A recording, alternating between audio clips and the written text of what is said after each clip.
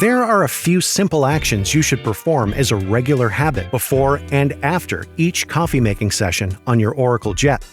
Doing so means less effort later on. Let's start with the group head purge. Before you brew, insert and lock the portafilter into the group head. Press the brew icon to run a short flow of water for 5 seconds. Then, press the brew icon again to stop it. This will purge any ground coffee residue from the group head and stabilize the water temperature before extraction.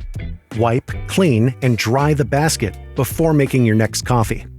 After every coffee-making session, we recommend you to perform a clear water back flush before turning off the machine. This helps remove any residual oils from the espresso paths. First, empty the drip tray and locate the gray silicone cleaning disc supplied with your machine. Place the silicone cleaning disc into the filter basket, then insert and lock the portafilter into the group head. Press the brew icon to start the flow of water into the portafilter. After around 20 seconds, stop the shot which discharges water back into the drip tray. Do this 3 or 4 more times and your clear water backflush is complete. And finally, the filter basket rinse.